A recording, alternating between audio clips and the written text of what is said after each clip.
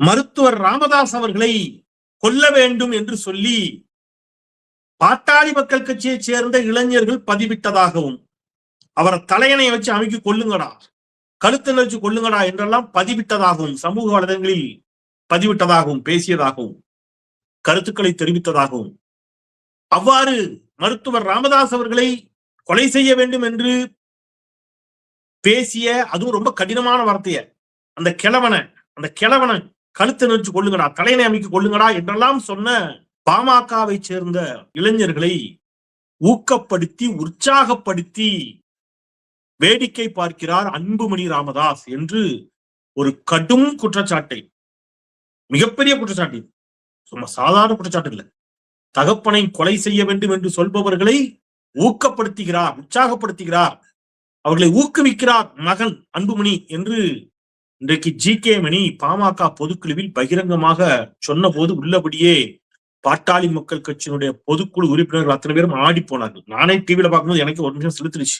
ஏற்கனவே ராமதாஸ் இதே குற்றச்சாட்டை சொன்னார். பெற்ற தாயின் மீது கண்ணாடி பாட்டில தூக்கி எரிஞ்சு தலையை உடைக்க பார்த்தாரு அன்புமணி அப்படின்னு ஒரு குற்றச்சாட்டை ராமதாஸ் சொன்னார். இப்போ ஒருபடி மேலே போய் ராமதாஸை கொலை செய்ய வேண்டும் என்ற அளவிற்கு அது நீண்டிருக்கிறது என்று பகீர் கிளப்புகிறார் ஜி.கே. மணி. சரி, ஜி.கே. மணி தான் அப்படி சொன்னார்னு பார்த்தா மருத்துவர் ராமதாசும் இதே பேசுகிறார். பேசுகின்ற பொழுது இதே கருத்தை சொல்கிறார். இப்படியெல்லாம் பேசுகிறார்கள் என்று சொல்லிவிட்டு அவர் கண்ணீர் விட்டு கதறி அழுகிறார். பொதுக்குழுவே ஒரு விதமான பதட்டமான மனநிலைக்கு, பதட்டமான சூழலுக்கு அந்த பொதுக்குழுவில் நகர்ந்தது அப்படின்னு சொன்னா அதை பார்க்கும்போதே நமக்கு ரொம்ப கஷ்டமா இருந்துச்சு. என்ன நடந்து கொண்டிருக்கிறது பாட்டாளி மக்கள் கட்சிக்குள்? அன்புமணி ராமதாசும் இணைவது என்பது இனி சாத்தியமே இல்லாத ஒன்றா? பாட்டாளி மக்கள் கட்சியின் உண்மையான தலைவர் யார்? பாட்டாளி மக்கள் கட்சி இரண்டாக பிளவுபட்டு இருப்பதால் அதனுடைய அரசியல் ஆதாயம் யாருக்கு? இது போன்ற பல கேள்விகள் இயல்பாகவே எழுகின்றன. இதன் பின்னால் இருக்கக்கூடியவர்கள் யார்? RSS அடிமைகள் அப்படிங்கிற வார்த்தையை பயன்படுத்துறாங்க. யாரு? RSS அடிமைகள் அப்படிங்கிற வார்த்தையை யார் பயன்படுத்துறா? ராமதாஸ் அவர்களினுடைய மகள், அன்புமணி ராமதாஸ் அவர்களுடைய சகோதரி ஸ்ரீகாந்தி. அவங்க சொல்றாங்க RSS அடிமைகள் என்று யாரை பார்த்து? அன்புமணியை பார்த்து. அப்போ RSS அடிமைகள் என்ற அளவிற்கு கடினமான வார்த்தைகளை பாட்டாளி மக்கள் கட்சியுடைய நீங்க நிறுவனர் ஐயா ராமதாஸ் உள்ளிட்டவர்களை வைத்துக் கொண்டு ஸ்ரீகாந்தி இந்த கருத்தை பேசுகிறார் என்று சொன்னால் பாஜக தான் இதன் பின்னால் இருக்கிறது என்பதை அப்பட்டமாக அவர்கள் இன்றைக்கு உரைத்திருக்கிறார்கள், ஓங்கி உரைத்திருக்கிறார்கள். இன்னைக்கு நான் இப்பவும் சொல்றேன், நான் சும்மா பெருமை பெற்றுக் கொள்வதற்காக சொல்லவில்லை சொந்தங்களே. எத்தனை மாதங்களுக்கு முன்பு இதை தமிழ் கேள்வியில பேசியிருக்கிறேங்கிறத தமிழ் கேள்வி தொடர்ந்து பார்த்து வருபவர்களுக்கு தெரியும். அப்பவே சொன்னேன், பாஜக பாமகவை இரண்டாக பிளப்பதற்கான சதி வேலைகளை தொடங்கி இருக்கிறது. எப்ப, என்னைக்கு உங்களுக்கு சொல்லட்டுமானா, ஒன்றிய நிதியமைச்சர் நிர்மலா சீதாராமன் நிதிநிலை அறிக்கையை தாக்கல் செய்தவுடன் அன்புமணி அதை வானலாக புகழுகிறார், ராமதாஸ் அதை கடுமையாக எதிர்க்கிறார். இப்படி தொடர்ந்து ரெண்டு பேருக்குள்ளேயும் முரண்கள். ரெண்டு பேரும் அப்ப சண்டைலாம் போடல, ஒன்னா தான் இருந்தாங்க. ஒன்னா இருக்கின்ற பொழுதே இந்த சிக்கல்கள் வந்த போது நான் ஒரு வீடியோ போட்டேன். விரைவில் பாட்டாளி மக்கள் கட்சி இரண்டாக உடைந்தாலும் ஆச்சரியம் இல்லைன்னு. இன்றைக்கு இரண்டாக உடைந்து நிற்கிறது. பாஜக தான் இதை செய்கிறது அப்படின்னு ஆணித்தரமா சொன்னேன். இன்றைக்கு ராமதாஸ் அதை சொல்லி இருக்கிறார். இன்றைக்கு ராமதாஸின் மகள் திருமதி ஸ்ரீகாந்தி அதை சொல்லி இருக்கிறார்கள். அப்படின்னா நீங்க புரிந்து கொள்ள வேண்டும், பாஜக எவ்வளவு ஆபத்தான சக்தி, RSS எவ்வளவு ஆபத்தான சக்தி என்பதை புரிந்து கொள்ளணும். ஏன் சார் பாஜக, ஏன் சார் பாட்டாளி மக்கள் கட்சியை உடைக்கணும், சதைக்கணும் நினைக்குது? நல்லா புரிந்து கொள்ளுங்கள். நாட் ஒன்லி பாமக, பாஜக தன்னை வளர்த்து கொள்வதற்கு நீங்க பாஜக யாருமே உங்களுக்கு புரியவே மாட்டேங்குது. பாஜக எப்படின்னு கேட்டீங்கன்னா, இந்த சில மிருகங்கள் தன் குட்டியை தானே சாப்பிடும், பார்த்திருக்கீங்களா? அந்த மாதிரி பாஜக அது தன்னை வளர்த்து கொள்வதற்கு யாரை வேண்டுமானாலும் ஒன்று தின்று செரித்து வளரும். அதான் பாஜக வரலாறு. தன்னோடு கூட்டணி வைத்தவர்களை கபலீகரம் செய்து வளரும், தன் சொந்த கட்சிக்காரர்களே காவு கொடுத்து வளரும். யோசிக்கவே செய்யாது, எதற்கும் யோசிக்காது. அதுக்கு தேவை எப்படியாவது ஆட்சி அதிகாரம், அதுக்கு எதை வேணாலும் செய்யும். அப்ப தமிழ்நாட்டுல பாஜகவிற்கு என்று புதிய வாக்குகள் கிடையாது. நல்லா தெளிவா கேட்டு விடுவாங்க. பாஜகவுக்குன்னு தனியா செவ்வாய் கிரகத்துல இருந்து ஒரு 20-30% ஓட் பேங்க் கொண்டு வந்து தமிழ்நாட்டை போட போறோமா? இல்ல. இப்ப தமிழ்நாட்டுல ஏற்கனவே இருக்கக்கூடிய அதே வாக்கு வங்கி தான். வாக்கு வங்கி பெரும்பாலும் யாரிடம் இருக்கிறது? அந்த வாக்காளர்கள் யாரிடம் இருக்கிறார்கள் அப்படின்னு கேட்டீங்கன்னா, திமுக, அதிமுக இந்த இரண்டு கட்சிகளிடமும் சேர்த்து 80 விழுக்காடு இருக்கிறார்கள். எவ்வளவுங்க? 80%. திமுக, அதிமுக ரெண்டு பேரும் சேர்ந்து 80% இருந்தாங்க. இப்ப திமுக அணியை உடைக்க முடியல. திமுக வாக்குகளை தங்கள் பக்கம் இழுக்க முடியல. ரைட், அது ஆன்டி பிஜேபி அப்படின்னு ஸ்ட்ராங்கா செட் ஆகி அந்த பக்கம் போயிடுச்சு. திமுக, காங்கிரஸ், கம்யூனிஸ்ட், மதிமுக, விசிக இந்த ஓட்டுகள் எல்லாம் ஆன்டி பிஜேபி அப்படிங்கிற அந்த இடத்துல இருந்து ஸ்ட்ராங்கா அந்த பக்கம் போயிடுச்சு. அப்ப தனக்கு கொஞ்சம் வாக்குகளை பெறணும். எங்க போய் பெறது? எங்க இருந்து, எந்த தொட்டில இருந்து நமக்கு தண்ணி எடுக்கிறது, எந்த கிணத்துல இருந்து தண்ணி எடுக்கிறது, எந்த கூடையிலிருந்து பந்துகளை எடுப்பது என்று பார்க்கின்ற பொழுது பாஜகவிற்கு கண்ணு முன்னாடி இருக்கிறது ஐயா எடப்பாடி பழனிசாமி. ஐயா எடப்பாடி பழனிசாமி அஇஅதிமுக ஜெயலலிதா மறைவிற்கு பிறகு வேலி இல்லாத தோட்டம் போல, தோட்டக்காரர் இல்லாத, காவல்காரர் இல்லாத வீடு போல மாறி போச்சு. யார் வேணாலும் போய் எதை வேணாலும் எடுத்துட்டு வரலாங்க மாதிரி ஆயிப்போச்சு அதிமுக. அப்ப பாஜக நினைக்குது, ரைட், நம்ம அதிமுக ஓட்டுகளை கொஞ்சம் எடுப்போம். சரி, அதை கொஞ்சம் எடுக்க ஆரம்பிச்சாச்சு. எங்க? மேற்கு மாவட்டத்துல எல்லாம். வட மாவட்டங்கள்ல என்ன செய்வது? அப்ப வட மாவட்டங்கள்ல நீங்க நல்லா கவனிச்சு பாருங்க. வட மாவட்டங்கள்ல திமுக, அதிமுக உள்ளிட்ட கட்சிகள் இருந்தாலும் வட மாவட்டத்துல பெருவாரியான வாக்குகளை 2 பேர் கையில வச்சிருக்கிறாங்க. ஒன்று பாமக, இன்னொன்று விசிக. ரொம்ப முக்கியமான சப்ஜெக்ட், தயவுசெய்து நீங்க கவனமா கவனிக்கணும் தமிழ் கேள்வி சொந்தங்கள். ஒன்று பாட்டாளி மக்கள் கட்சி, இன்னொன்று விடுதலை சிறுத்தைகள் கட்சி. இந்த 2 பேர் தான் பிரதானமான வாக்குகளை கையில வச்சிருக்கிறாங்க. இப்ப இந்த 2 பேர்ல பாஜக என்ன நினைக்குது? திருமாவளவனை தன் பக்கம் அழைத்து அவருக்கு ஒன்றிய அமைச்சர் பதவி எல்லாம் கொடுத்தோம்னா தலித்துகளினுடைய வாக்கு நம் பக்கம் வந்துவிடும் என்று முயற்சிக்கிறார்கள். திருமாவளவன் உன் பதவியும் வேண்டாம், உன் அமைச்சர் பதவியும் வேண்டாம், உன் பொங்கச்சோறும் வேண்டாம், பூசாச்சலம் வேண்டாம், போடா, நீங்க யாருன்னு எங்களுக்கு தெரியும்டா என்று அம்பேத்கரின் அரசியல் வாரிசு என்பதை அவர் நிரூபித்து விட்டார், நிரூபித்துக் கொண்டே இருக்கிறார். உங்க கூட ஒட்டும் கிடையாது, உறவும் கிடையாது, போனான்ட்டு. பாஜக அவருக்கு பதவி ஆசை காட்டியது, அமைச்சர் பதவி ஆசை காட்டியது, தலித் இளைஞர்களை திருமாவளவனை கொண்டு தன் பக்கம் இழுத்து விடலாம் என்று நினைத்தது. அது நடக்கல. ரைட், அப்ப என்ன பண்ணலாம்? அப்படியே பேன் பண்ணு, கேமரா அப்படியே பேன் பண்ணு, திருப்பு அப்படின்னா நமக்குன்னே செஞ்சு வச்ச பீஸ் லட்டு மாதிரி இருக்குது பிள்ளை. யார் பாது அப்படின்னு பார்த்தா ஐயா டாக்டர் அன்புமணி. ஆஹா, சிறப்பு, என்ன சொன்னாலும் தலையாட்டுறாரு. எடப்பாடியோட இவர் பயங்கரமா தலையாட்டுறாரு. இவர் எப்படி சார்? இவர் பேர்ல ஒரு கேஸ் இருக்கு. என்ன கேஸ்? அந்த மெடிக்கல் காலேஜுக்கு உரிமம் கொடுப்பதுல ஐயா கொஞ்சம் ஆட்டையை போட்டாரு அப்படின்னு ஒரு கேஸ் இருக்கு. ஓ, சிபிஐ இருக்கா? ஆமா ஐயா, சிபிஐ இருக்கு. எத்தனை வருஷமா இருக்கு? அது ஆச்சுங்க, பல வருஷமா இருக்கு. கேஸ் முடிஞ்சிருச்சுன்னா என்ன ஆகும்? அதுக்கப்புறம் அவர் பயப்பட மாட்டாருங்க. அப்ப கேஸ் முடிக்காத, நீ என்ன பண்ணு, கேஸ் அப்படியே லைவா வச்சுக்கோ. இவரை உள்ளேயும் தள்ளிடாத, விடுதலையும் பண்ணிடாத, கேஸ் அப்படியே வச்சுக்கோ. இவரை வச்சுதான் இப்ப நம்ம வட மாவட்டத்துல என்ன செய்ய போறோம் அப்படின்னு அன்புமணியை கையில் எடுத்து கூட்டணியில் சேர்த்து அன்புமணியை வச்சுக்கிட்டு விளையாட்டு காட்ட ஆரம்பிச்சுட்டு பாஜக. இப்ப ராமதாஸ் அவர்களுக்கு இது புரிய வருகிறது. ஆத்தாடி, நீங்க இந்த சில படத்துல பாத்திருக்கீங்களா? நீங்க ஒண்ணு சொல்றேன், தேவர் மகன் சினிமா பாத்திருக்கீங்களா? தேவர் மகன் சினிமால கமலஹாசனுக்கு அண்ணன் கேரக்டரா தலைவாசல் விஜய் நடிப்பார். அவர் என்ன பண்ணுவாங்கன்னா, கூட்டு போய் ஒரு லாட்ஜில கூட்டு போய் அவருக்கு நல்லா சரக்கு வாங்கி கொடுத்து ஊத்தி விட்டு அவர்கிட்ட கையெழுத்து வாங்குவாங்க. சொத்துல எல்லாம் கையெழுத்து வாங்குவார் நாசர். இவரும் கையெழுத்து போட்டுருவாரு என்னன்னே தெரியாம. ஏன்னா அவருக்கும் ஒரே போதை, எப்பவும் போதையில இருப்பார், சரக்குல இருப்பாரு. எதாவது கேட்டாலும் அவருக்கு சரக்கு வாங்கி கொடுத்தா இந்தியா கழிச்சு போட்டு வந்துருவாரு. அந்த மாதிரி கேரக்டர். அந்த மாதிரி ஊர்ல பல பேர் இருப்பாங்க, பாத்திருக்கீங்களா? வீட்டுல இருக்க சொத்தெல்லாம் எழுதி கொடுத்து வந்துருவான், அப்புறம் வீட்டுல இருக்கவங்க போய் சண்டை போடணும். அந்த மாதிரி இவர் அன்புமணி ராமதாஸ் மொத்தமா கட்சியை கையெழுத்து போட்டு கொடுத்துட்டாரு. யார்ட்ட? பாஜக பயந்து போய். பட் அன்புமணி மாதிரி பயப்பட வேண்டிய கட்டாயமோ தேவையோ ஐயா ராமதாஸுக்கு கிடையாது. அவர் சீனியர் பொலிட்டிஷியன், அவருக்கு தெரியும். அவருக்கு வழக்கா வரட்டுங்க, ஜெயிலா பாத்துக்கலாங்க, ஜெயிலுக்கு பயந்தா வழக்குக்கு பயந்தா கட்சி நடத்த முடியுமா அப்படின்னு அவரு உறுதியா இருக்கிறாரு. ஆனா அன்புமணியால அப்படி இருக்க முடியல. என்ன நடக்குது? சிபிஐ இந்த வழக்கை, எந்த வழக்கை? அன்புமணி மீது உள்ள வழக்கை இனி ஃப்ரீக்வென்ட்டா விசாரிக்கும், விசாரணைகள் வேகம் எடுக்கும்னு சொல்றாங்க. சொன்ன அடுத்த நாள் தைலாபுரம் தோட்டத்துல ஐயா ராமதாஸ் தூங்கிட்டு இருக்காரு. வாசல்ல திடீர்னு ஒரே சத்தம், தூக்க கலக்கம் ஐயாவுக்கு. முழிச்சு பார்த்தா என்னடா திடீர்னு என்னமோ சத்தம் போடுறானுவோ. வழக்கமா தைலாபுரம் தோட்டத்துல என்ன சத்தம் கேட்கும்? மருத்துவர் ஐயா வாழ்க, இப்படிதான் கோஷம் விழும். இவரு என்ன வேற ஏதோ வித்தியாசமா இருக்க, என்ன சொல்லுதானுவோ அப்படின்னு கேட்டு பாக்காரு. அங்க இருந்து சத்தம் வருது, ஜெய் ஸ்ரீராம், பாரத் மாதா கி ஜெய் அப்படின்னு சத்தம் வந்தோன்னு பதறிட்டாரு. என்ன நம்மள கட்டலோட நைட்டு தூக்கி கொண்டு நீங்க கமலாலயத்துல போட்டானுங்களா? என்னடா கதை, நம்ம வீட்டு வாசல ஏன் திடீர்னு வந்து பாரத் மாதா கி ஜெய் கோஷம் போடுறான் அப்படின்னு பார்த்தா எல்லாம் பாஜக காரனா வந்து நிக்கான்.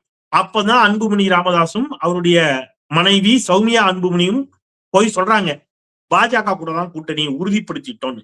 அங்கே ராமதாஸ் டென்ஷன் ஆயிட்டார். அங்க ஆரம்பிச்ச சண்டை ராமதாஸ் அவர்களை ஓரங்கட்டி விட்டு அவர் ஆயுட்காலத்திலேயே அவர் இருக்கின்ற பொழுதே பாட்டாளி மக்கள் கட்சியை 2ஆ பொளந்து ஒண்ணுமில்லாமாக்கி பாமக இளைஞர்களையும் தன் பக்கம் இழுத்துக் கொள்ளலாம் என்று பாஜக திட்டமிட்டு செயல்படுகிறது. சார், பாமக இளைஞர்கள் பாஜக பக்கம் போவாங்களா அப்படின்னு கேட்டீங்கன்னா கண்டிப்பாக போவாங்க. ஏன்னு நான் சொல்றேன். பெரியாரை, மார்க்ஸை, அம்பேத்கரை ஏற்றுக்கொண்டு சமூக நீதி, சமநீதி, ஏற்றத்தாழ்வற்ற சமூகம், சாதிய பாகுபாடற்ற ஒரு சமூகம் போன்ற மனநிலையோடு சிந்திக்கக்கூடிய இளைஞர்கள், வாக்காளர்கள் பாஜக பக்கம் போக மாட்டான். சாதி வெறி கொண்ட இளைஞர்கள் அல்லது சாதிய உணர்வு உள்ள இளைஞர்கள், சாதி இருக்கணும்னு நினைக்கிற இளைஞர்கள், சாதி அடிப்படையில நான் உசந்தவன் இன்னொருத்தன் தாழ்ந்தவன் என்று நினைக்கக்கூடிய இளைஞர்கள் மிக எளிதாக RSSலையும் பாஜகலையும் சேரலாம். சாதியவாதத்துக்கும் மதவாதத்திற்கும் நெருங்கிய தொடர்பு உண்டு. 2 ஒன்றோடு ஒன்று பின்னி பிணைந்தது. அப்ப ஈஸியா பாஜகவில் பாமக இளைஞர்களை சேர்க்க முடியும். இதுதான் பாஜகவுடைய திட்டம். அதைத்தான் இப்ப யார் செயல்படுத்துறா? அன்புமணி செயல்படுத்துகிறார். இந்த சூழல்ல பாமக 2ஆ உடைஞ்சு நிக்குது. இப்போ பாமக பொதுக்குழு நடக்குது. பொதுக்குழுவில் பேசுகின்ற பொழுதுதான் ஜி.கே. மணி அவர்கள் இதை சொல்றாரு. என்ன சொல்றாரு? எனக்கு சொல்றதுக்கே கூச்சமா இருக்கு. அவர் சொல்றாரு, அப்படி சொல்றாரு, ஐயா ஜி.கே. மணி, எனக்கு சொல்றதுக்கே ரொம்ப சங்கடமா இருக்கு, வருத்தமா இருக்கு.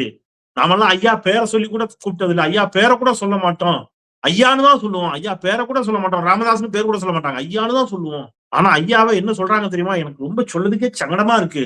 இந்த கிழவனை எப்படியாவது போட்டு தெரியணும் நானுங்க. இந்த கிழவனை தலையில வச்சு அமுக்கி கொள்ளுங்கடாங்கிறான் ஒருத்தன். இந்த கிழவன் கழுத்துல கயிறை இந்த துண்டை போட்டு இருக்குங்கடான்னு ஒருத்தன் பேசுறான் அப்படின்னு மனம் திரும்பி போய் பேசுறாரு. சொல்லிட்டு அவர் என்ன சொல்றாரு? அதை விட அதிர்ச்சி என்ன தெரியுமா?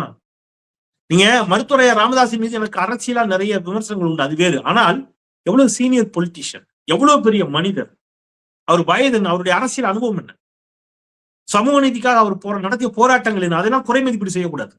அப்ப அவ்வளவு பெரிய மனுஷனை அப்படி ஒருத்தர் சொல்றான்னா, சொல்றவன என்ன செஞ்சிருக்கணும்? கூப்பிட்டு கண்டிக்கணும், இல்லைன்னா சட்ட ரீதியாக நடவடிக்கை எடுத்திருக்கணும். மாறாக அன்புமணி சொல்றவனுக்கு பதவி கொடுத்து அழகு பார்க்கிறார் என்று பாட்டாளி மக்கள் கட்சி பொதுக்குழுல இவங்க குற்றம் சாட்டுகிறார். யோசிச்சு பாருங்க, அப்பாவை கொல்லணும்னு பேசுற ஒருத்தனை மகன் என்கரேஜ் பண்ணலாமா?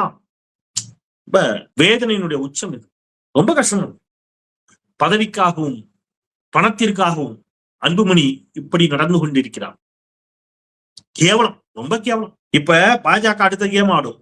நான் ஏற்கனவே தொடர்ச்சியா சொல்லிட்டு வரேன், இந்த வீடியோலையும் சொல்றேன். பாட்டாளி மக்கள் கட்சி அடுத்த கேம் ஆடும். என்ன கேம் தெரியுமா? பாமகவை சேர்ந்த ஒரு ஃபேக்டரை விஜய் பக்கம் தள்ளிவிட்டாலும் ஆச்சரியம் இல்லை.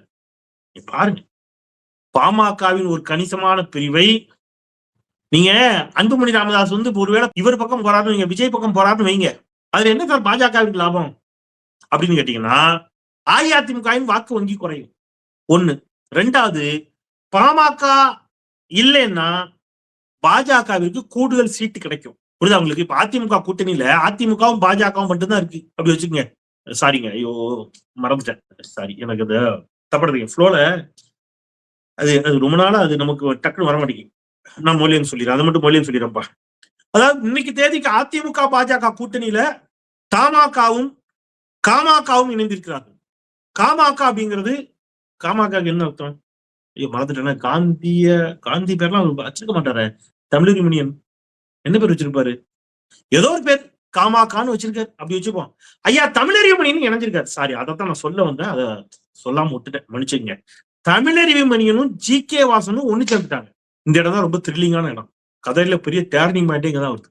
யாரும் எதிர்பார்க்கவே இல்லை. எல்லாரும் என்ன நினைச்சுக்கிறாங்கன்னா, OPS எடப்பாடி இணைவார்களா, டிடிவி தினகரனும் எடப்பாடி இணைவார்களா, அன்புமணியும் ராமதாசும் இணைவார்களா என்று எல்லோரும் நினைத்துக் கொண்டிருந்த பொழுது, யாரும் எதிர்பாராத வகையில திடீர் திருப்பமா காமாக்கா தமாகா, சொல்லதுக்கே ஒரு மாதிரி இருக்கு, காமாக்கா தமாகா 2 சேர்ந்துருச்சு. ஐயா ஜி.கே. வாசனோடு தமிழறிவு மணியன் போய் இணைந்து விட்டார். இது ஒரு தமிழ்நாடு அரசியல் ஒரு மிக முக்கியமான ஒரு டேர்னிங் பாயிண்ட், திருப்பம்னா இருக்கட்டும். இப்ப நீ யோசிச்சு பாருங்க, இவங்கதான், வேற ஆள் கிடையாது. இப்ப பாஜக என்ன செய்யும்? பாமக இல்ல தமாகா மட்டும்தான் இருக்கும் கூட, போதும் எங்களுக்கு 70 சீட்டு கொடு, 80 சீட்டு கொடுன்னு கேட்கும். எடப்பாடி முடியாதும் பாரு, கொஞ்சம் அப்படியே மிரட்டுவார்னா பிஜேபி மிரட்ட மாட்டாரு, தான் சொந்த கட்சிக்காரங்க மிரட்டுவாரு. அவங்க 80 சீட்டு கேட்காங்க, என்ன செய்யலாம், இப்படியா கொடுத்துருவோமா அப்படிம்பாரு.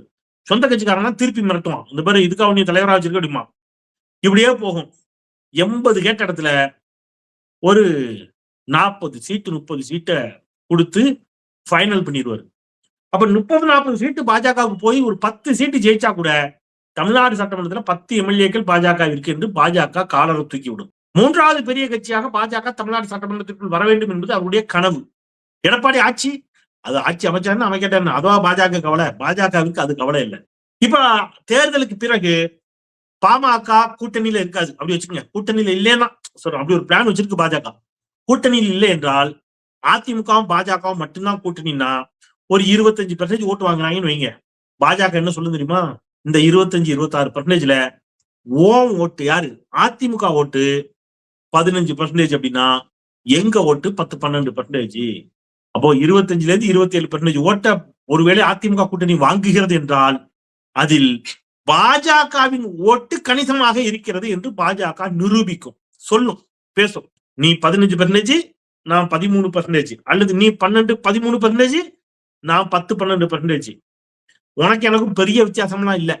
சோ அதனால என்னன்னா வர நாடாளுமன்ற தேர்தல்ல 20 சீட்டு எனக்கு, 20 சீட்டு அதிமுகவுக்கு, மொத்தமுள்ள 40 இடங்களில். 2031 வரக்கூடிய சட்டமன்ற தேர்தலில் 294 சரி பாதியா பிரிச்சுட்டு நீ நானும் நிக்கிறோம். 2031 தமிழ்நாட்டில் இந்த கூட்டணி வெற்றி பெற்றால் மிக உறுதியாக துணை முதலமைச்சர் பாஜக, 2036 முதலமைச்சரே பாஜக. இதுதான் பாஜகவுடைய திட்டம். இதெல்லாம் நடக்குதா இல்லையாங்கிறத விட்டுருங்க, பாஜகவின் திட்டம் இது. அதுக்கு அன்புமணி ராமதாஸ் பாமகவை பலவீனப்படுத்த வேண்டும், அந்த வேலையை தொடங்கி விட்டார்கள். நாம இதெல்லாத்தையும் புரிந்து கொள்ளக்கூடிய ஒரு தலைமுறை, அறிவார்ந்த தமிழ் சமூகம் அல்லவா? புரிந்து தெளிந்து போடுற ஒரு ஓட்டு மாறி போச்சுனாலும் விஜய் நல்லா டான்ஸ் ஆடுறாரு நினைச்சு விஜய்க்கு ஓட்டு போட்டீங்கன்னா நம்ம டப்பா டான்ஸ் ஆடிடும். அதனால வரட்டும், எல்லாரும் வரட்டும். தெளிந்து சீர்தூக்கி பார்த்து சிந்தித்து பார்த்து விருப்ப வெறுப்புகளுக்கு அப்பாற்பட்டு இந்த 5 ஆண்டுகளில் திராவிட முன்னேற்ற கழகம் செய்திருக்கக்கூடிய மகத்தான சாதனைகளை மனதில் கொண்டு திமுகவிற்கு மீண்டும் வாக்களியுங்கள். பாமகவின் சண்டை விரைவில் தீரட்டும். தகப்பனும் மகனும் மீண்டும் இணைய வேண்டும் என்பது என்னுடைய ஆசை. எனக்கு அரசியல் ரீதியாக விமர்சனம் இருக்கு, அது வேற. ஆனா அப்பாவும் மகனும் மீண்டும் இணைய வேண்டும். இணைந்து சமூக நீதி பாதையில் பயணிக்க வேண்டும். மீண்டும் சாதிய சண்டை தூண்டக்கூடாது, சமூக நீதி பாதையில் பயணிக்க வேண்டும் என்று சொல்லி மீண்டும் ஒரு முறை தமிழ் கேள்வி சப்ஸ்கிரைப் செய்து பாருங்கள். உங்கள் பேராதரவை தாருங்கள். நான் எழுதிய திராவிடம் 2.0 ஏன் எதற்கு நூல் தேவைப்படுபவர்கள் கீழே இருக்கக்கூடிய தொலைபேசி எண்களுக்கு தொடர்பு கொள்ளுங்கள் என்று கேட்டு விடைபெறுகின்றேன். குரலற்றவர்களின் குரலாய் நான் செந்தில். நன்றி.